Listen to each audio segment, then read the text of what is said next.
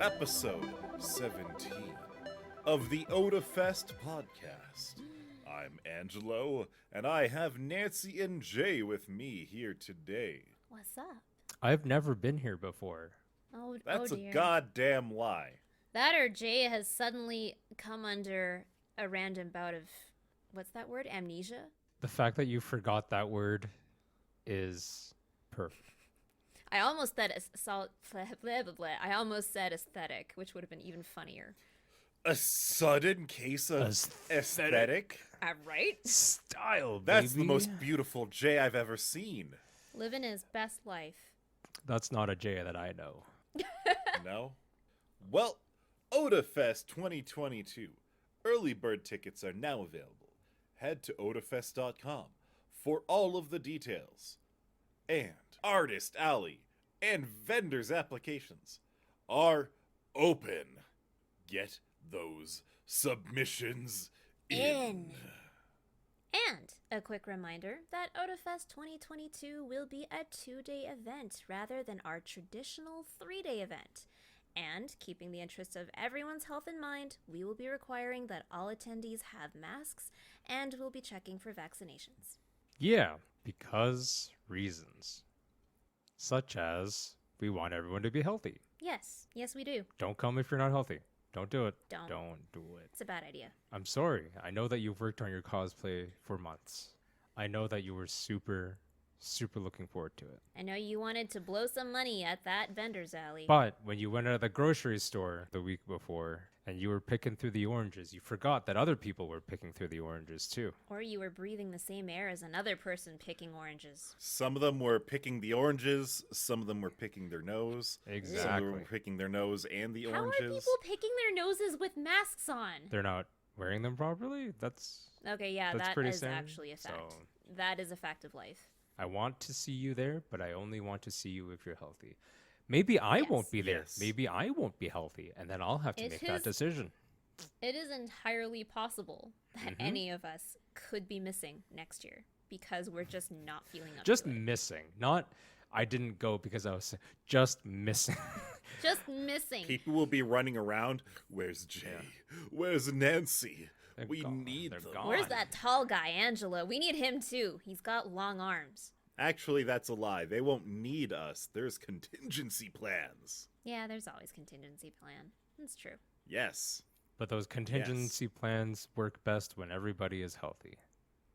So stay healthy. Once I was talking about Bayfar about like what kind of contingency plans exist, and some of the things that are actually planned for just seem like so outlandish, and it's like, wait, you guys have a plan for that happening? And he's like, we might as well, absolutely. Like, it's probably not going to happen. It's best if it doesn't happen. That's how everything works. But if it does, we'll have an idea of what to do. I feel like I can actually hear Bayfar say that. We may as well. Just in that way that he would say it. It's standard practice. Even your own workplace has a bunch of ERPs that seem weird. Oh, yeah.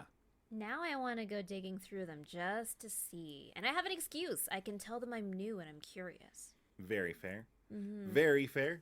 My workplace also has a ton of these sort of procedures, which is... I bet. But to be fair, you expect it from a multi-billion-dollar company as opposed to like an anime convention. A $5 company. But if I really wanted to review it, I would have so much time over the holidays to do it. And will you have time over the holidays to do it? Yes, nothing happens over the holidays. Like this year, the way my work schedule works, it's just sometimes I'll be working the holidays, sometimes I don't. We're never closed during the holidays. And this year, I'm working on my birthday. I'm working on Christmas. Wow. I'm working on New Year's Eve. That's a I'm triple working whammy. on New Year's Day. You're making the sweet Christmas dosh. That's a... Wait, you're working New Year's yeah. Day? But what that's like about- Yes. quadruple whammy. What about... I told you this. Duck is going to be a speed run for me. Holy Oh, shit. yeah, that's right. Well, we're starting early Yes. enough. You'll be fine. Yeah, here's hoping I can make a duck this I year. have like an hour and a half worth of duck to shove in my face before I swing around the corner over to work. Nancy, in all fairness, Is it going to be enough for you to get meat Nancy, sweats? I better. do not want you making the duck. I'm not going to make the duck. That's what you said. Don't duck the duck. I She said said make I- it to duck. No, we can rewind. It says make duck. Make it to duck. No, that's what the restaurant is for. Yes, and we will pay them very good money to give us all the duck. I would say good money. I mean, I plan on tipping Very well. good money. My money is like as good as anybody else's, but I wouldn't say it's excellent money. I only carry the finest quality, the toppest The tier, purest copper. the absolute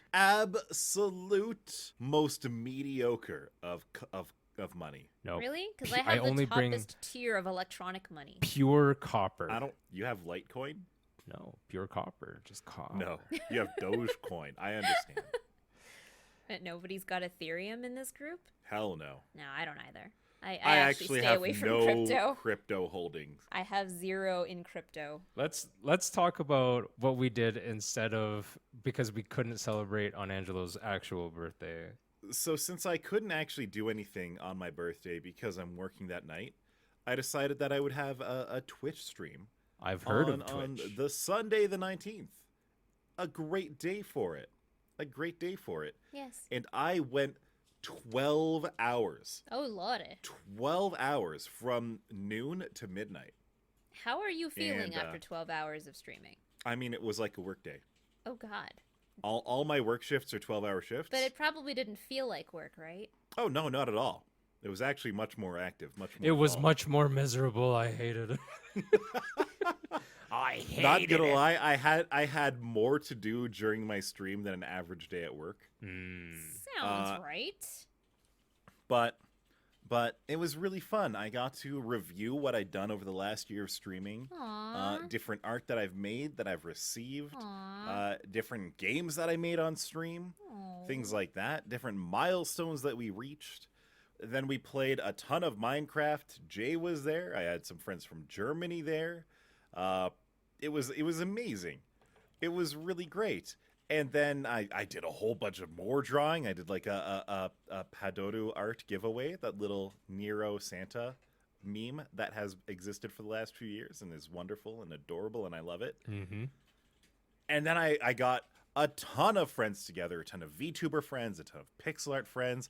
I also got Jay there, and it was just a ton of Gardic phone. And oh my god, like There's so many cute drawings. Gardic phone is always so much fun. I gave one of the When last you get, like, your suggestions. art friends in on it. One of the last suggestions I gave was your avatar, but with the banana horns. So cute. That one was amazing, So cute. and it stayed consistent the whole time. Yeah.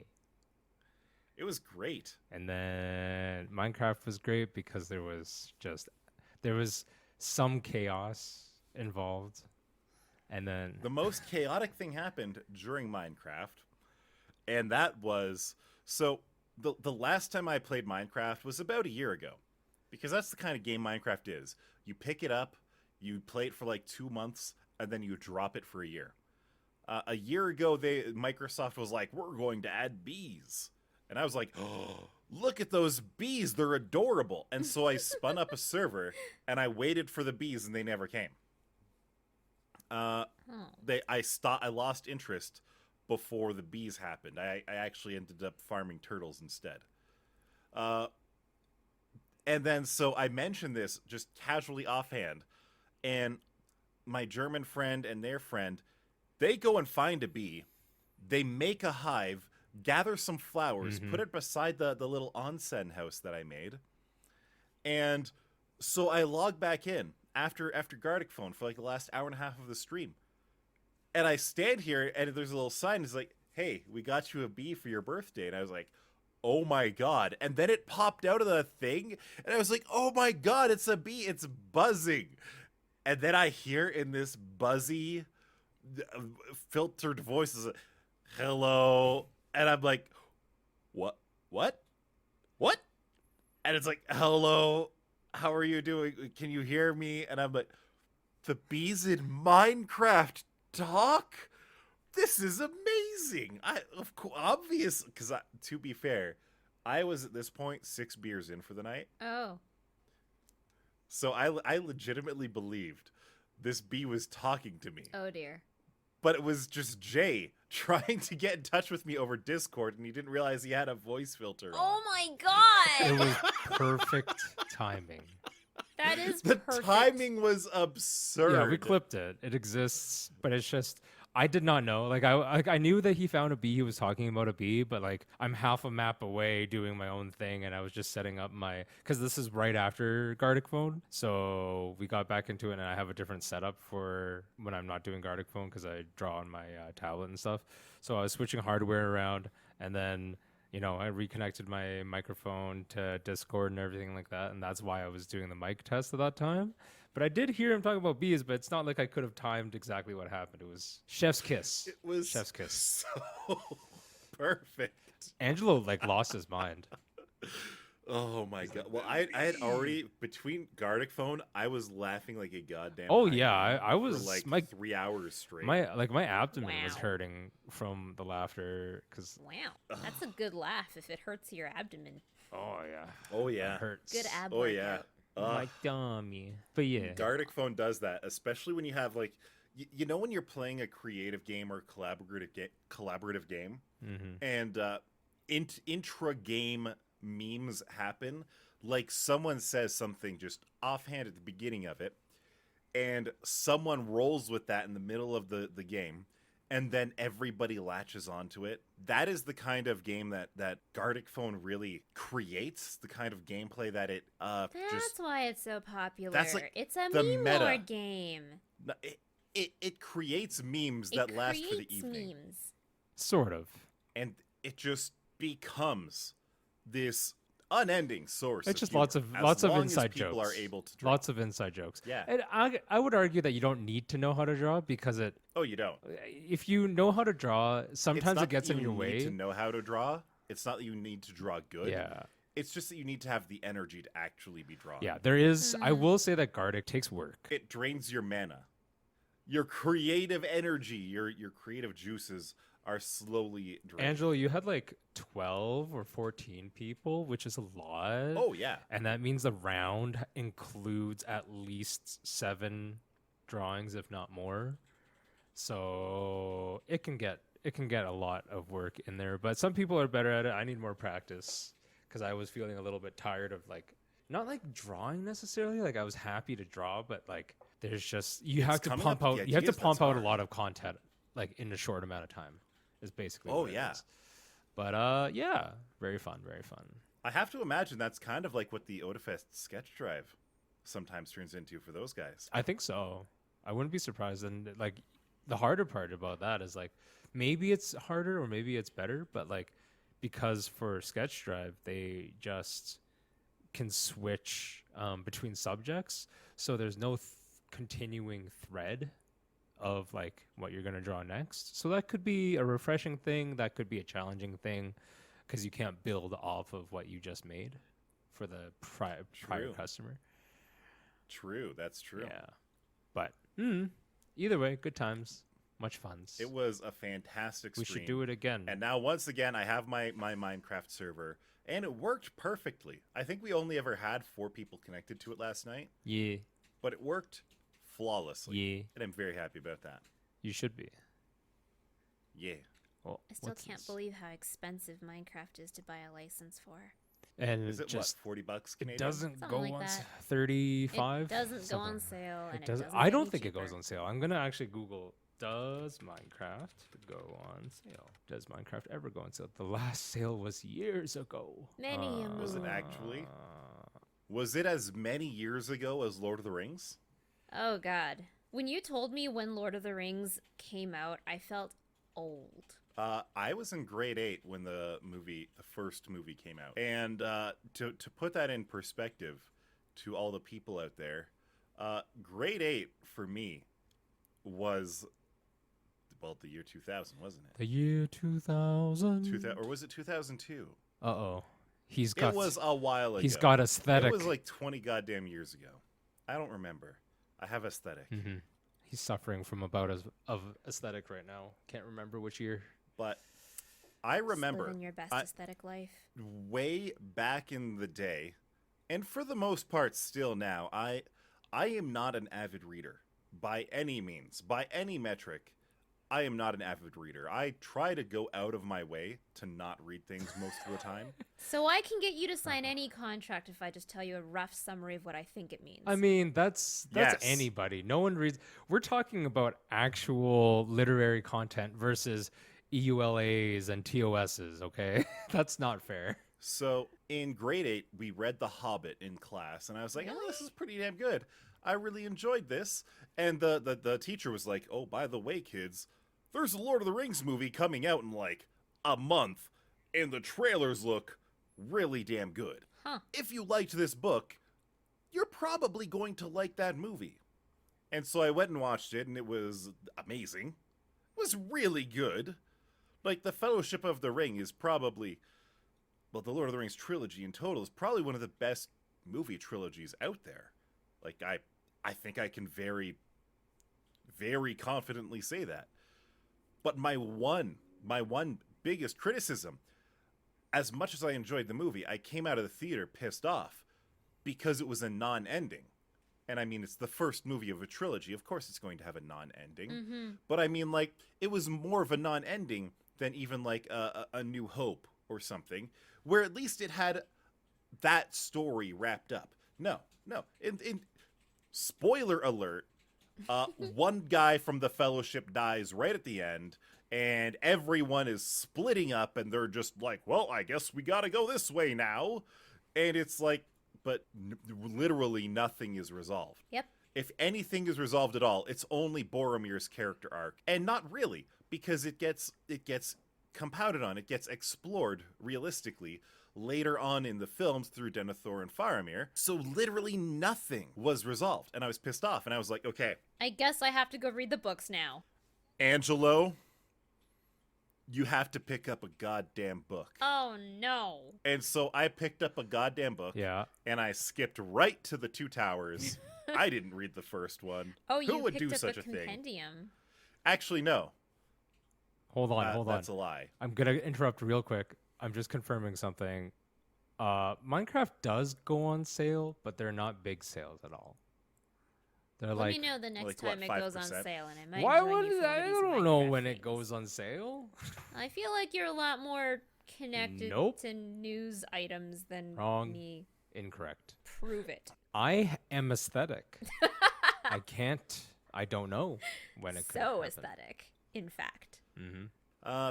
But as far as it went, like, I did read it, and to be perfectly honest, I didn't really understand that much of it. My reading comprehension was exceptionally poor. And then the other two movies came out, and they expanded upon it, and I was like, oh, okay, I can kind of, like, get these things in order a little bit better. And so The Lord of the Rings kind of opened me up to reading a little bit more. A little bit, but fondly remembered. Another interesting thing, which I wouldn't understand. I wouldn't understand the ramifications of this until years later. I learned that once I enjoy a piece of media in one form, it's really hard for me to enjoy it in any other form. So you're not a good adaptationalist. No. So, like, I did actually enjoy the Lord of the Rings movies because, quite frankly, how could you not? Mm-hmm. But when I was watching them, I was like, oh, that's not how that's supposed to happen. Grima doesn't stab Saruman in the back off of the top of the tower and then they both fall into the thing and die. No. They escape together and they go take over the Shire and enslave all the hobbits. How did we get That doesn't here? happen in the movies. And we started talking about Lord of the Rings, and I talk about Lord of the Rings. This is what I do. That's but- not true. You also have to imagine that he's stroking his beard thusly. It really came to a head once JoJo had actually come out. Oh. And so part 1 and 2 I really enjoyed. Part 3, it was a little bit of a slog, but I got through it. And I was like, well, I don't want to wait for more. I want to read ahead. And so I read part 4 and part 5 and half of part 6. And what happened once I got through half of part 6 is that the part 4 anime started airing. So you were right back in there. And I hated it. Oh. It's not that it was done poorly. It was a very faithful adaptation and it did very well.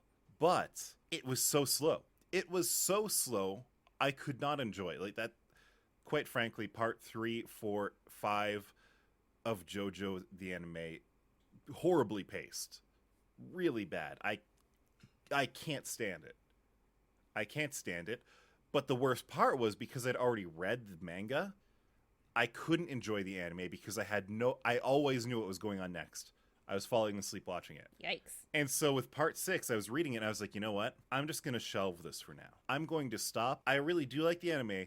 David Pro does great with animating it. It's really good. The voice actors are great. I want to enjoy this. So I've been watching JoJo Part 6. Mm-hmm. It slaps. Absolutely great. I love it. Hell yeah. Fantastic. So apparently you can't enjoy the original source material and then the same stuff redone in a different adaptation. Actually, no, you can't even say that because it's like sometimes you do enjoy the manga and then other times you enjoy that is a really interesting progression that you've had with JoJo's. Whatever hits me first is what I like. I'm sort of with you on this. I'm probably very much the same way. I'm like 95% with you, except I think I prefer the derivative material first and then the original. Really? Because then you have more to work with. So like it's sort of reversed expectations. Where if you know that you're getting the derivative material first, such as the movie or whatever it may be, then you already sort of know what to expect, and it's like lightly fleshed out or like not as fleshed out, but you know it's fairly canonical. But then if you can go back to the original source material, such as the book, novelization, whatever, then you have more to work with and you know it's canonical and you can sort of reverse engineer the experience, whereas if you go into the normal, I think, progression, which is the source material very well, but then you get the derivation, then you're sort of like, it didn't meet my expectations because I already had set high expectations from the canonical material. So like a good example for that would be like, most people know that there's a Jurassic Park movie, obviously, but I watched that and then I read Jurassic Park, which is the original Jurassic Park, written by Michael Crichton, is like essentially the novel covers a bit of the Lost World as a concept and the original Jurassic Park movie. I heard that the novel was quite a bit different from what ultimately became the movie. There is a lot more happening. There's this whole, the reason why I said like there's a Lost World sort of concept in it, because I actually don't remember if there is a Lost World novelization, but I've never read that one. But there's this whole concept about like dinosaurs escaping the island and why they engineer the dinosaurs the way they do. And there's this whole thing. I actually need to reread it. It was pretty fun when I read it as a kid. But yeah, I think it's, I don't think you can do that with every piece of media, obviously, but I know what it's like to be let down by the big screen adaptation or the Netflix adaptation from the original source that you love so much. But I think almost doing it backwards might really solve that, because you do get more going backwards than you do going forwards, if that makes sense.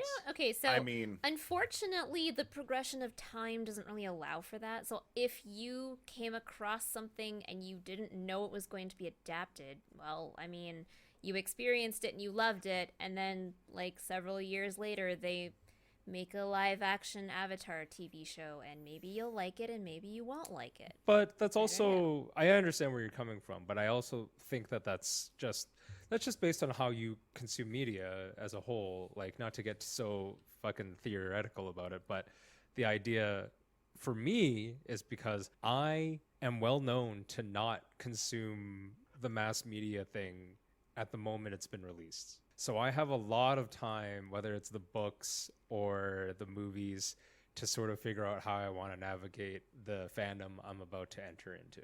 I think the greatest example of that would be all the people who are currently Fate Stay Night fans, or Fate Grand Order fans, or Fate whatever you have fans, who started with the 2007 Dean anime. This is an anime that the creator of the Fate Stay Night franchise himself, Hunasu, does not recognize as existing. Okay. This is a piece of media so universally considered bad, reviled, that the Fate fan base looks back to it and it says, ah ha ha ha ha, new fans, don't watch that, please. Don't. Is that sort of like how they did with, like, Hellsing wasn't that bad, but when they made the Hellsing OVA and everyone was like, oh hell yes, or like Full Metal Alchemist versus FMA Brotherhood? Kind of, sort of. Yeah. The major difference that I would say is that because of the source material, actually for Hellsing it's a pretty good comparison. For FMA, I don't think it is. In the case of FMA, they ran out of source material. The manga wasn't done yet while they were making the anime. So they had to go in a completely different direction, which wouldn't ultimately be as good as what the manga and later FMA Brotherhood would be. In the case of Hellsing, it was kind of the same situation where the manga wasn't done yet, so they couldn't do that. But there's also all the that happens Nazi a lot imagery that they just didn't want to animate. They didn't want to do that. In the case of Fate Stay Night, because it wasn't a manga, because it was a visual novel, they tried to conglomerate all that into one story and try to make it make sense. It was very hard to adapt in the first place. And on top of that, it was done by an animation studio who's notorious for subpar animation quality. So because of that, it had bad writing, incomprehensible story, not great animation. But if you loved the characters, if you were like the kind of Fate fan like I was, who were like, there's a gem underneath here. Somewhere. You could then go out and explore the different Fate media that would have existed. And later on, like the Ufotable anime, the Unlimited Blade Works anime, the Ufotable Unlimited Blade Works, not the Dean Unlimited Blade Works movie, big difference, and the Fate Zero anime, they're some of the best anime made, just straight up. And the way they accomplished that with the story format that Fate had to avoid the pitfalls that Dean did, they just faithfully adapted the Unlimited Blade Works route of the visual novel in a way that it kind of assumes that the viewer knows certain things, but it tries to present it in a way where it's not as important if you don't know the things. You can go back later on and you can like maybe read the visual novel or read supplementary material and fill in the gaps and enjoy it more maybe on a rewatch. But you don't need that information to enjoy it the first time. Instead of making something 100% comprehensible but bad and failing to do that, instead they were like, okay, there's things you're not going to understand. You have to be okay with that, and it's going to look great because of it.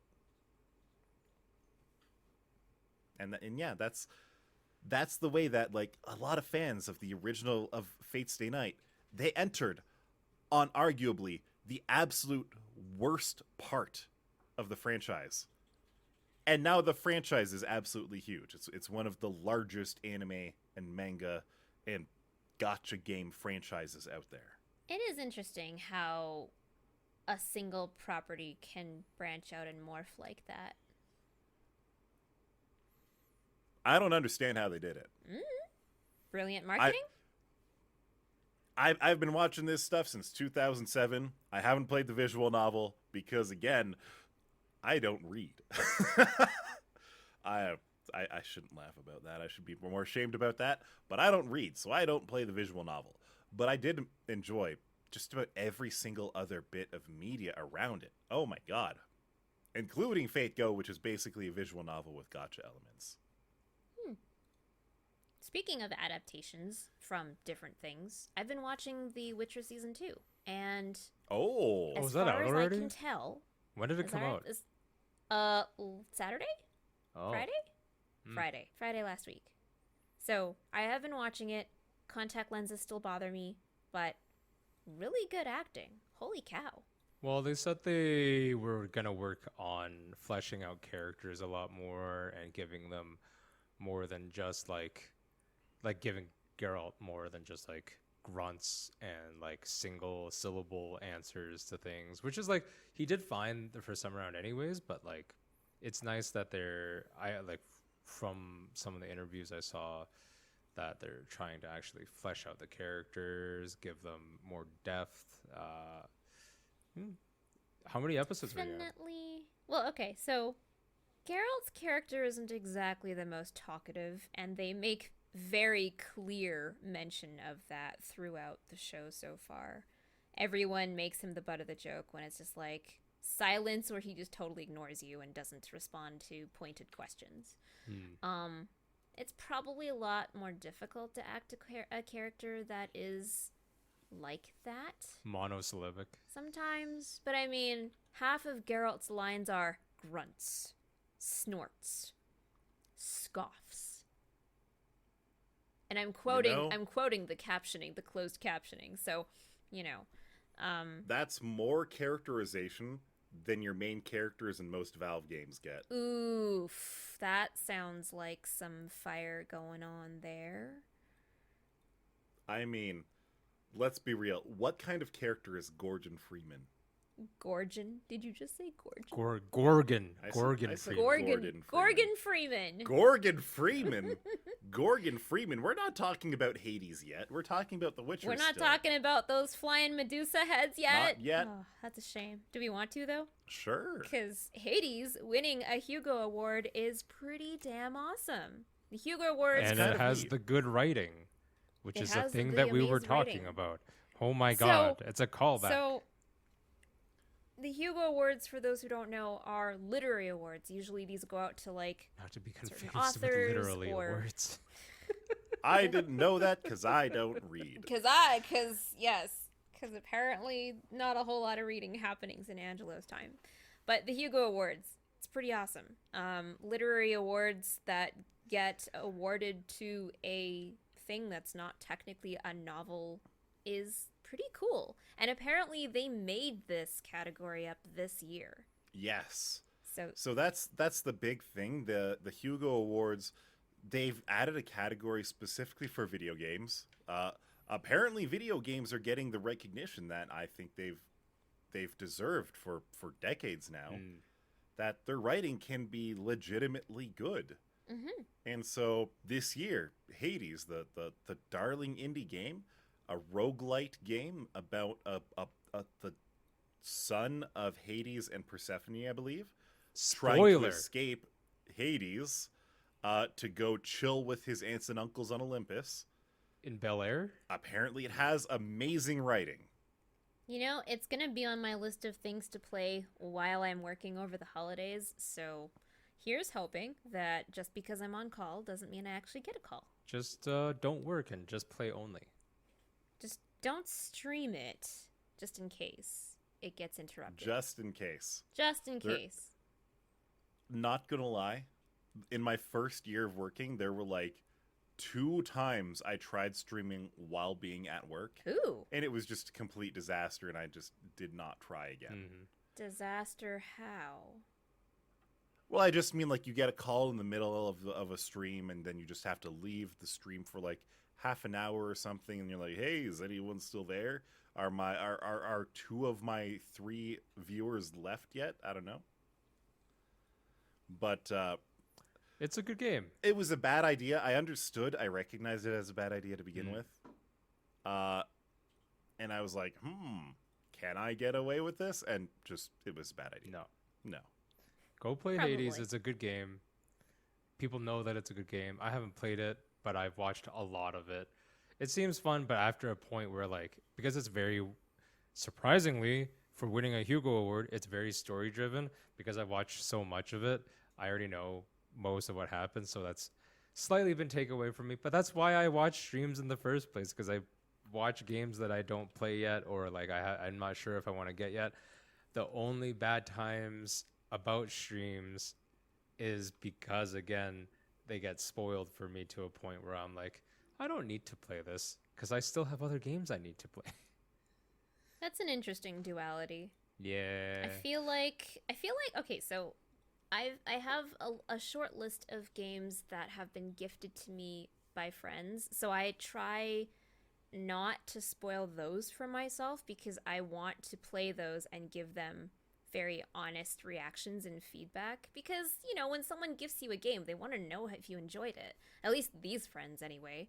So I want to be able to give them that, hopefully an unspoiled reaction rather than, I think for the most part, I'm perfectly happy watching streamers if they're going to play a game that I don't have on that list or that I'm not invested in or as curious about.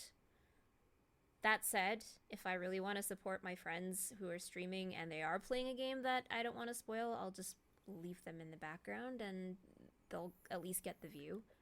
Yeah, it's definitely a tough balance. I would say like the times that I watch a game that I'm interested in because I'm thinking about getting it, and it's like I'm not necessarily trusting their playthrough as like a review of anything, but it's more successful in quote unquote like as a marketing tactic towards me is when it's more of an open-ended game, open world type games. Like I got into Grand Theft Auto 5 because I watched streamers play it because I was just and I knew that it couldn't really be ruined for me because it was just something I could go jump into, play any way I wanted and create my own experience. So there's a balance. Yeah. I understand that. And from my perspective, I try not to watch, or rather, it's not really try. I tend not to watch story game streams for the sole reason that, like, if you're not there from the first stream, you might have no idea what's going on. And some games just aren't interesting enough for me to want to put in the work to piece it together. And you also don't want to be that guy that's asking for updates in the chat. You're just like, hey, what'd I miss? What's going on? Hey, everybody, I'm out of the loop. What happened? Yeah. Because I have been that guy before where I did try to, like, one of my favorite streamers was playing a story-driven game. And I was there for the first stream, and I missed the second stream, and I got there for the third stream. I didn't understand anything about what was going on.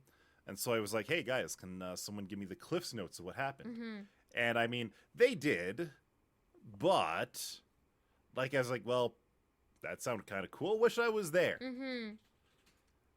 But then I'm not really invested in the game anymore, and it's just like, well, I file off, and I was like... So, if someone's playing a story-based stream, oftentimes I'll just avoid it because I know there's other content that I would appreciate and enjoy more. Yeah. That sounds like it's about right. By the same token, I try to avoid, for the most part, story-based games for streaming. With the one exception of I played Eastward lately. And it is just because I don't want to subject my viewers to the exact same thing.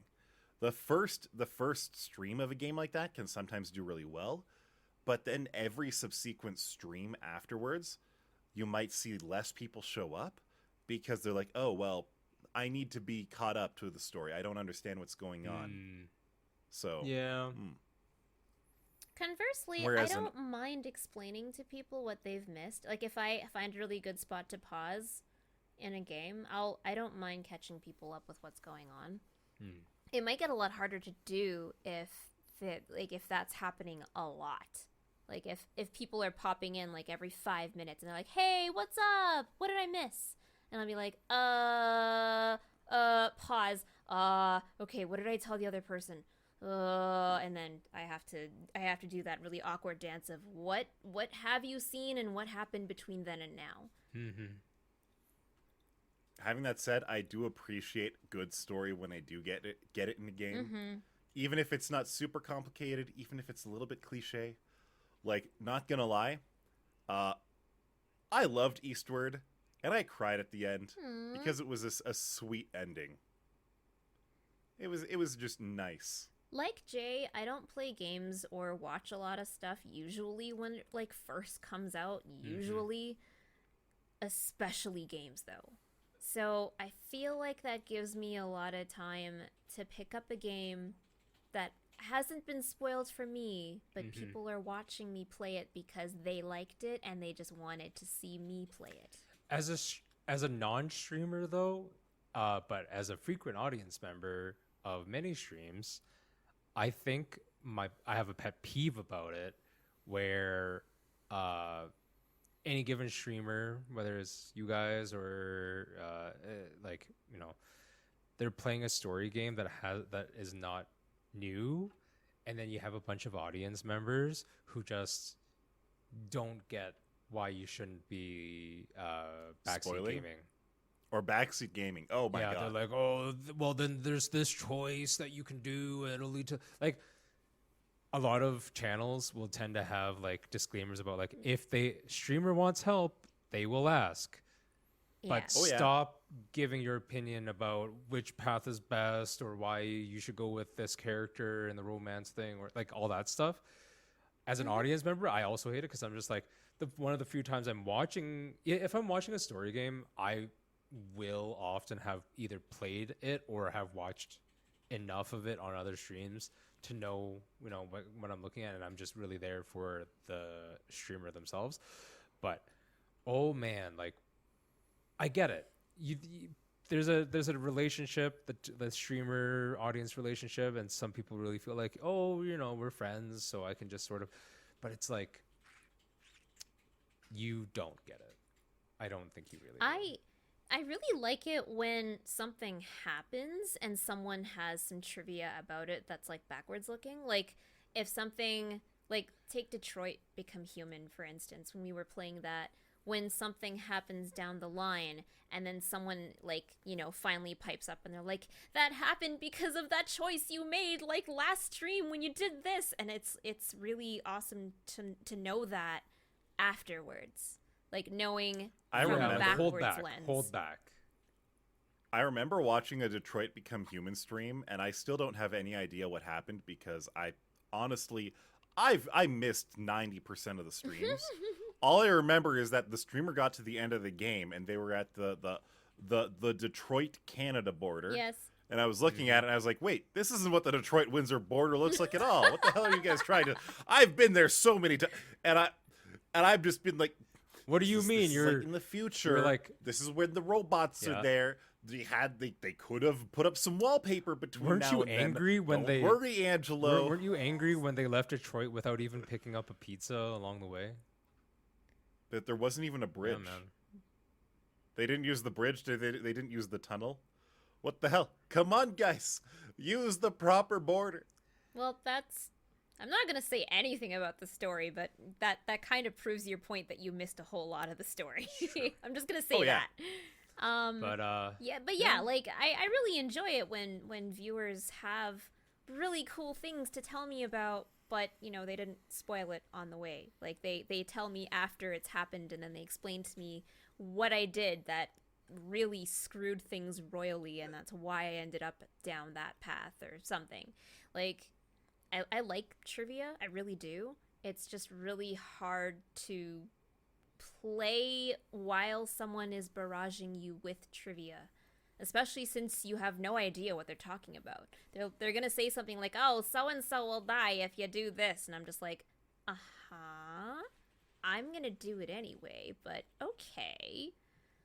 It's hard. True. And like if you're finding that you have a lot of backseating happening and you just need to like privately message someone and be like, hey, I appreciate your enthusiasm, but I'd really like it if you stopped spoiling I think you're the just game. nice.